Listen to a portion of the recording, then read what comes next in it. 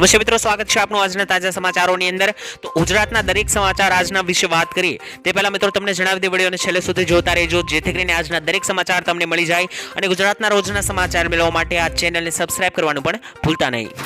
તો મિત્રો આજના પ્રથમ સમાચાર વિશે વાત કરીએ તો નવા વર્ષે ગેસ સિલિન્ડર સસ્તો થશે। મિત્રો નવા વર્ષમાં હવે થોડા દિવસો બાકી રહ્યા છે, ત્યારે થોડા દિવસો પહેલા મિત્રો પેટ્રોલિયમ કંપનીઓએ મોટા સમાચાર આપ્યા છે અને આ કંપનીઓએ કોમર્શિયલ ગેસ સિલિન્ડરની કિંમતમાં 39.50 એટલે કે લગભગ 40 રૂપિયાનો ઘટાડો કર્યો છે અને સાથે જ મિત્રો કોમર્શિયલ ગેસ સિલિન્ડરના નવા ભાવ પણ આજથી લાગુ થઈ ગયા છે। જો કે મિત્રો ઘરેલું વપરાશ માટેના ગેસ સિલિન્ડરની કિંમતમાં કોઈ પણ ફેરફાર કરવામાં નથી આવ્યો અને મિત્રો જે છે તે હજુ પણ આવનારી ચૂંટણીને ધ્યાનમાં રાખીને કહેવામાં આવી રહ્યું છે કે ચૂંટણી આવવાથી ગેસ સિલિન્ડર સસ્તો થઈ શકે છે, પરંતુ હજુ કોઈ ઓફિશિયલ સત્તાવાર રીતે જાહેરાત નથી કરવામાં આવી। પરંતુ આવો કોઈ નિર્ણય આવશે અથવા જાહેરાત કરવામાં આવશે તો અમે તમને જણાવી આપીશું। તો મિત્રો ત્યાર પછીના સમાચાર વિશે વાત કરીએ તો આજનો ખેડૂત મોંઘવારીમાં ફસાયો। મિત્રો 2 વર્ષ પહેલા મગફળીનું બિયારણ 1000 થી 1200 રૂપિયાનું મળતું હતું, જે મિત્રો આજે ડબલ થઈ ગયું અને 2200 થી લઈને 2400 પહોંચી ગયું છે। તે જ રીતે 2 વર્ષ પહેલા 1 એકર જમીન ખેડવાના રૂપિયા પ્રતિ કલાકે 800 હતા, જેમાં પણ ત્યારે ભાવ વધતા 1200 થઈ ગયા છે। વધુમાં મિત્રો 2 વર્ષ પહેલા પ્રતિ દિવસ ખેતર મજૂરનું એટલે કે દાડિયાનું વેતન 150 થી 200 રૂપિયા હતું, જે મિત્રો આજે વધીને 350 થી 400 રૂપિયા પહોંચી ગયું છે અને રાસાયણિક દવા ખાતરોમાં પણ 2 વર્ષ પહેલા અને આજની તારીખમાં લગભગ 30% વધારો કિંમતમાં થયો છે। આ બધું વધવા છતાં ખેડૂતોની આવક નથી વધી રહી, અમુકની અડધી થઈ ગઈ છે। મિત્રો ખેડૂત દેવાદાર બનતો જાય છે તેનું મુખ્ય કારણ આ જ છે કે મોંઘવારી દિવસે ને દિવસે વધી રહી છે અને ખેડૂતોની આવકમાં હજુ કોઈ પણ પ્રકારનો વધારો નથી આવ્યો। આ મુદ્દે મિત્રો આજનો ખેડૂત મોંઘવારીમાં ફસાયો છે। મિત્રો ત્યાર પછીના સમાચાર વિશે વાત કરીએ તો શું 100 રૂપિયાની નોટ બંધ થઈ જશે? મિત્રો સોશિયલ મીડિયા પર 100 રૂપિયાની જૂની નોટોને લઈને એક પોસ્ટ વાયરલ થઈ રહી છે, જેમાં એવું કહેવામાં આવી રહ્યું છે કે રિઝર્વ બેંક ઓફ ઇન્ડિયા એટલે કે આરબીઆઈએ 31 માર્ચ 2024 સુધીમાં 100 રૂપિયાની જૂની નોટો બદલવા માટે કહ્યું છે અને હવે તે ચલણમાં પણ નથી રહી। શું મિત્રો ખરેખર આરબીઆઈએ આવી કોઈ જાહેરાત કરી છે કે પછી સોશિયલ મીડિયામાં 100 રૂપિયાની જૂની નોટને લઈને કરાઈ રહેલા દાવાની એચડી ન્યૂઝની ટીમે તપાસ કરતા જાણવા મળ્યું છે કે આરબીઆઈ દ્વારા આવા કોઈ પણ પ્રકારની સૂચના નથી આપવામાં આવી, માટે આવો કોઈ પણ પ્રકારનો મેસેજ તમારા સુધી પહોંચે કે 100 રૂપિયાની નોટ બંધ થવાની છે તો આ મેસેજને તમારે સાચો ના ગણવો, પરંતુ એક અફવા ગણીને તેને મિત્રો નકારવો અને તેને આગળ પણ ફોરવર્ડ ના કરવો, જેથી કરીને લોકો ભ્રમિત ના થાય। માટે મિત્રો આ એક માત્ર અફવા છે, જેનું મિત્રો તેમાં કોઈ પણ પ્રકારની સચ્ચાઈ નથી, તો તેથી કરીને તમારે મિત્રો આ મેસેજ આવે તો તેને સાચો નથી માનવાનો અને આગળ પણ નથી મોકલવાનો। મિત્રો ત્યાર પછીના સમાચાર વિશે વાત કરીએ તો 31st માટે જાહેરનામું જાહેર કરવામાં આવ્યું છે। મિત્રો આવનારી 31મી ડિસેમ્બરે નવા વર્ષની ઉજવણીમાં ફટાકડા ફોડવાને લઈને અમદાવાદ પોલીસ કમિશનરનું જાહેરનામું। ઉજવણી દરમિયાન મિત્રો રાત્રે 11:55 થી લઈને 12:30 સુધી જ ફટાકડા ફોડી શકાશે અને ફટાકડાની લૂમ ફોડવા અને વેચવા પર પણ મિત્રો પોલીસે પ્રતિબંધ ફરમાવ્યો છે। સાથે મિત્રો જો આ ગાઈડલાઈનનું પાલન ન કરવામાં આવે અને પકડાયા તો પોલીસ કાયદેસરની કાર્યવાહી પણ કરશે અને સુપ્રીમ કોર્ટના આદેશ મુજબ જાહેરમાં હોસ્પિટલ નજીક, જાહેરમાં અને કોઈ પેટ્રોલ પંપ હોય ત્યાં નજીક અને એરપોર્ટ નજીક ફટાકડા નહીં ફોડી શકાય। તો આ દરેક મિત્રો નિયમોનું પાલન કરવું અને જો નિયમોનો ભંગ કરવામાં આવશે તો મિત્રો પોલીસ કાયદેસરની કાર્યવાહી પણ કરશે। તો મિત્રો ત્યાર પછીના સમાચાર વિશે વાત કરીએ તો આટલા દિવસો બેંકો બંધ રહેશે। મિત્રો આગામી ગણતરીના દિવસો હવે વર્ષ 2024ની શરૂઆત થવા જઈ રહી છે, ત્યારે હવે મિત્રો જાન્યુઆરી મહિનાની અંદર રિઝર્વ બેંક ઓફ ઇન્ડિયા દ્વારા રજાઓની લિસ્ટ બહાર પાડવામાં આવી છે। ખાસ મિત્રો આરબીઆઈની લિસ્ટ મુજબ વર્ષ 2024ના પ્રથમ મહિનામાં બીજા અને ચોથા શનિવાર અને રવિવાર સિવાયના કુલ 11 દિવસ બેંકો બંધ રહેવાની છે। જાન્યુઆરીમાં મિત્રો પ્રજાસત્તાક દિવસ અને ઉત્તરાયણ જેવા મોટા તહેવારો આવવાથી રજાઓની યાદી જાહેર કરવામાં આવી છે, જેમાં મિત્રો રવિવારે અને બીજો અને ચોથો શનિવાર સાથે જ દરેક તહેવારોએ બેંકો બંધ રહેવાની છે। તો જો તમે બેંક પર જાઓ તો આ રજા યાદી જોઈને જવું, જેથી કરીને મિત્રો તમારે ખોટો બેંક પર ધક્કો ના થાય। મિત્રો ત્યાર પછીના સમાચાર વિશે વાત કરીએ તો લોન માફી અંગે મોટી જાહેરાત ખેડૂતો દ્વારા। મિત્રો વાત કરીએ તો ખેડૂત મિત્રો માટે સૌથી મોટા સમાચાર આપવા છે તમામ ખેડૂતો માટે। આ સમાચાર ખૂબ જ અગત્યના છે। મિત્રો દેવા માફીને લઈને મોટા સમાચાર આવ્યા છે કે મોદી સરકાર 2004ના વર્ષમાં જ્યારે સત્તા ઉપર ગુજરાતમાં આવી ત્યારે એમણે કીધું હતું કે 2022 સુધીમાં ખેડૂતોની આવક બમણી કરી દઈશ અને મોદી સરકારે આ વચન આપ્યું હતું અને કહેવાય છે કે મોદી સરકારનું વચન તો ખૂબ જ અનેરું હોય છે. મોદી સરકાર વચન આપે એ વચન ક્યારેય ખોટું નથી જતું, પરંતુ આ વચનનું લક્ષ્ય હજુ સુધી પહોંચ્યું નથી. અને વાત કરીએ ખેડૂતોની આવક બમણી થવાની, તો મિત્રો 2022નું સાલ તો જતું રહ્યું, તેને 2 વર્ષ પૂરા થવા આવ્યા, પરંતુ ખેડૂતોની આવક બમણી તો નહીં પરંતુ અડધી જરૂર થઈ ગઈ છે તેવું પણ મિત્રો અમુક ખેડૂતોનું માનવું છે. મિત્રો આ અંગે ખેડૂતો વધારે જાણતા હશે તો ખેડૂત મિત્રો કોમેન્ટ બોક્સમાં તમારો મંતવ્ય લખીને જણાવી દેજો. તો મિત્રો ત્યાર પછીના સમાચાર વિશે વાત કરીએ તો દેવા માફી અંગે મોટા સમાચાર જાહેર થયા છે ખેડૂતોના. મિત્રો ગુજરાતમાં ખેડૂતોમાં દેવામાં ડૂબેલા છે અને ખેડૂતોએ 1 લાખ કરોડથી પણ વધારે રૂપિયાની લોન લીધેલી છે. મિત્રો ગુજરાતમાં ટોટલ 47.51 લાખ 51 ખેડૂતોએ લોન લીધી છે. દેશના મિત્રો ખેડૂતોની વાત કરીએ તો દેશના 16 કરોડ ખેડૂતો પર 21 લાખ કરોડ રૂપિયાનું દેવું છે. દેશમાં મિત્રો સૌથી વધારે દેવું રાજસ્થાનના ખેડૂતો માથે હોવાનું નોંધાયું છે, કારણ કે રાજસ્થાનના 99.97 લાખ ખેડૂતોએ 1.47 લાખ કરોડથી પણ વધારે રૂપિયાની લોન લીધેલી છે અને ખેડૂતોને લોન આપવા ખાનગી અને જાહેર ક્ષેત્રની બેંકો સાથે જોડાણ છે અને સૌથી આગળ છે. આખા ગુજરાતમાં મિત્રો ખેડૂતોનું દેવું જે છે તે 80,895 કરોડ રૂપિયાનું છે અને ખેડૂતો નજીકની ચૂંટણી આવી રહી છે લોકસભાની, તેથી મિત્રો ખેડૂતો એવી માંગ કરી રહ્યા છે કે ચૂંટણી પહેલાં ખેડૂતોનું દેવું માફ કરવામાં આવે, પરંતુ હજી કોઈ સરકાર તરફથી મિત્રો આવી કોઈ જાહેરાત કરવામાં નથી આવી. જો ભવિષ્યમાં આવી કોઈ જાહેરાત કરવામાં આવશે તો હું તમને સૌપ્રથમ જણાવી આપીશ. વાત કરીએ તો દીકરીઓના લગ્ન માટે 35,000 રૂપિયા સુધીની સહાય મળશે. મિત્રો સમાજમાં તમામ ધર્મોની સમાનતા અને સામાજિક સમરસતાને પ્રોત્સાહન આપવા માટે સમાજ કલ્યાણ વિભાગ દ્વારા મુખ્યમંત્રી સમૂહ લગ્ન આયોજન ચલાવવામાં આવે છે અને આ અંતર્ગત ચાલુ નાણાકીય વર્ષ 2023 અને 2024 માટે રાજ્ય માટે ટોટલ 1,09,883 લક્ષ્યાંક નિર્ધારિત કરવામાં આવ્યા છે. જેમાં મિત્રો સમાજ કલ્યાણ વિભાગ દ્વારા વારાણસી જિલ્લામાં કુલ 1500 યુગલોના સમૂહ લગ્નમાં શુભ મુહૂર્તમાં જનપ્રતિનિધિઓની હાજરીમાં ભવ્ય કાર્યક્રમ યોજાશે. અને મિત્રો આ ઉપરાંત આ યોજનાનો લાભ રાજ્યના એવા તમામ પરિવારોને મળશે જેમની વાર્ષિક આવક 2 લાખ રૂપિયા સુધીની છે અને છોકરીની ઉંમર 18 વર્ષની અને વરની ઉંમર 21 વર્ષથી વધુ છે. સાથે જ મિત્રો નિરાધાર કન્યાઓ, વિધવાઓ, પુત્રીઓ, વિકલાંગ માતા અને પિતાની પુત્રીઓ, વિકલાંગ કન્યાઓને પણ મિત્રો લગ્ન માટે પ્રાધાન્ય આપવામાં આવશે તેવું મિત્રો કહેવામાં આવ્યું છે. મિત્રો ત્યાર પછીના સમાચાર વિશે વાત કરીએ તો ઉત્તરાયણની મજા હવે બગડશે.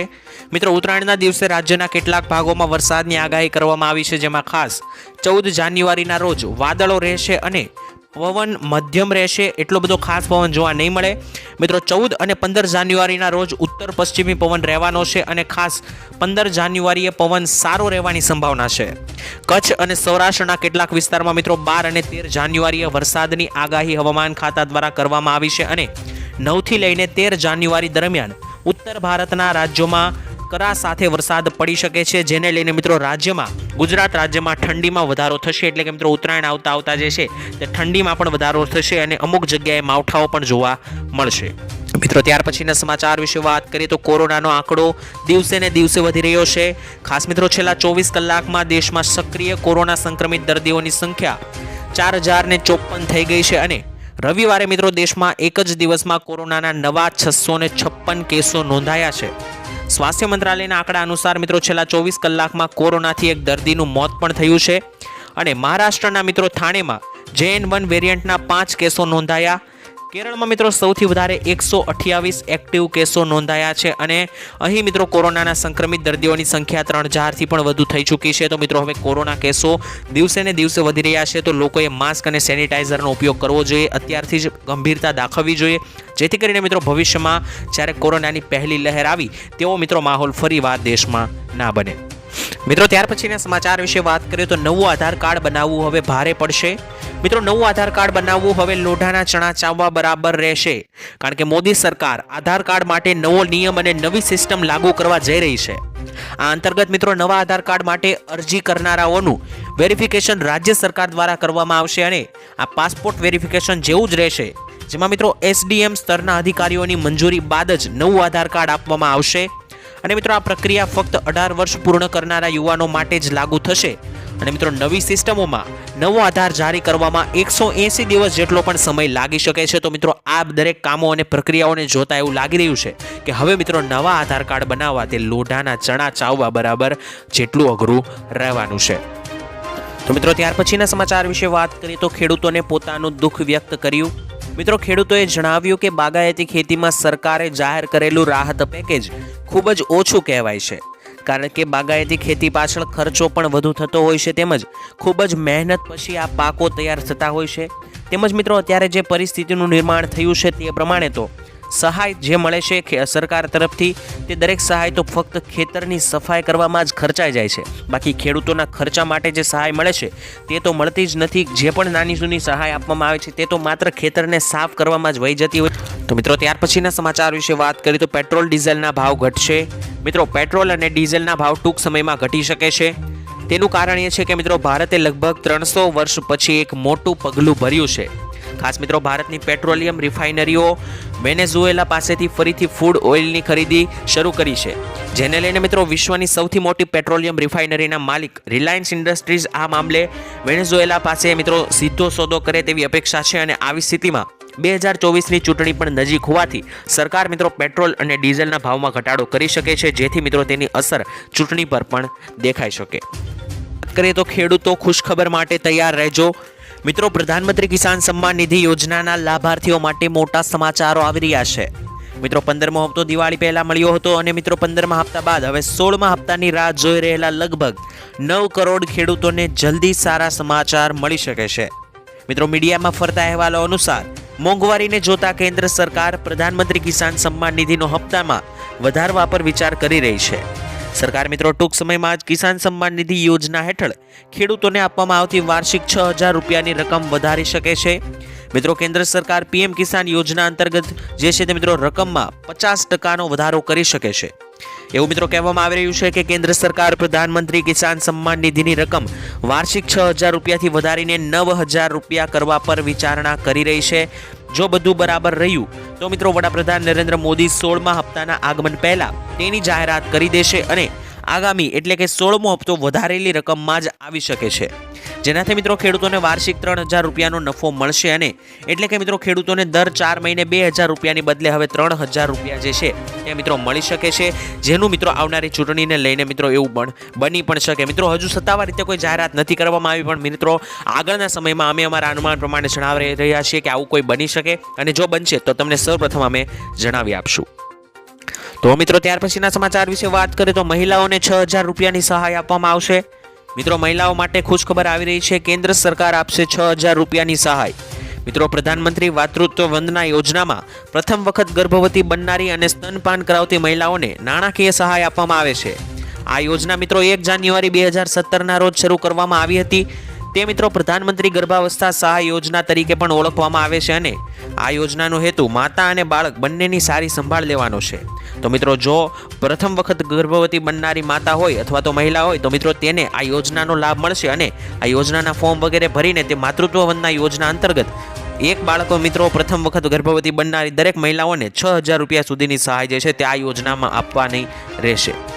મિત્રો ત્યાર પછીના સમાચાર વિશે વાત કરીએ તો રાજ્યના ખેડૂતોને સીએમ એટલે કે મુખ્યમંત્રીની મોટી ભેટ.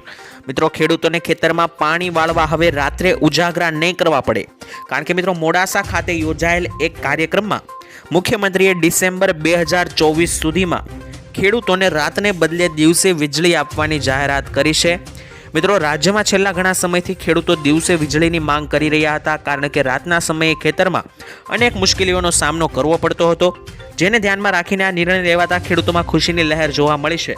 પરંતુ મિત્રો તમને જણાવી દઈએ, આજ મુખ્યમંત્રીએ 2 વર્ષ પહેલા એટલે કે 2020માં કહ્યું હતું કે 2022નો અંત આવતા ખેડૂતોને દિવસે વીજળી મળી જશે, પરંતુ 2022 ચાલ્યું ગયું, તેને 2 વર્ષ થવા આવ્યા, હજુ સુધી મિત્રો કોઈ પણ વીજળી મળી નથી અને પાછું એમ કહ્યું છે કે 2024માં વીજળી મળી જશે. તો મિત્રો હવે મળે છે કે નહીં તે તો આગળના સમયમાં જોવાનું રહ્યું. તો મિત્રો ત્યાર પછીના સમાચાર વિશે વાત કરીએ તો ખેડૂતોને 42,000 રૂપિયા સુધીની ભેટ મળશે. મિત્રો જે ખેડૂતોએ આ 2 યોજના જેમ કે પીએમ કિસાન યોજના અને પીએમ માનધન યોજનામાં રજીસ્ટ્રેશન કરાવેલું હશે તો તેવા દરેક ખેડૂતોના ખાતામાં વર્ષે 42,000 રૂપિયા ટ્રાન્સફર કરવામાં આવશે અને આ ઘરે બેઠા આપવામાં આવશે. મિત્રો સરકાર પીએમ કિસાન યોજના અંતર્ગત દર વર્ષે 6,000 રૂપિયા ખેડૂતોના ખાતામાં નાખે છે ત્યારે કિસાન યોજનાના લાભાર્થી જો પીએમ માનધન યોજનાના પણ ફોર્મ ભરી દે તો તેમને મિત્રો 60 વર્ષની ઉંમર પછી દરેક ખેડૂતોને 36,000 રૂપિયા ઘરે બેઠા મળશે. આમ મિત્રો આ બંને યોજનાના પૈસા જોડાઈને ટોટલ 42,000 રૂપિયા દર વર્ષે આવા ખેડૂતોને આપવામાં આવશે. એ તો ખેડૂતો માટે આવી મોટી ખુશખબર. મિત્રો ગુજરાત હાઈકોર્ટે એક મહત્વપૂર્ણ ચુકાદા મારફતે જણાવ્યું છે કે જે ખેડૂત કે જમીન ધારકની જમીનમાં વીજ થાંભલાઓ કે હાઈ ટેન્શન લાઇન નાખવામાં કારણે જમીનની કિંમત અને પાકની ઉપયોગિતામાં કંઈ પણ નુકસાન થતું હોય તો તે તમામ ખેડૂતોના નુકસાનનું પૂરેપૂરું વળતર મેળવવા માટે ખેડૂત અથવા તો જમીનધારક સિવિલ કોર્ટમાં દીવાની દાવો કરી શકે અને વીજ કંપની પાસેથી પૂરેપૂરું વળતર મેળવી શકે છે. તો જો મિત્રો તમારા ખેતરની અંદર કે તમારા જમીનની અંદર આવું કોઈ પણ વીજ થાંભલાઓ કે હાઈ ટેન્શન લાઇન નાખવામાં આવી હોય અને તેને કારણે તમને કોઈ પણ પ્રકારનું નુકસાન થતું હોય તો મિત્રો તેનું પૂરેપૂરું વળતર હવે તમને મળી રહેશે.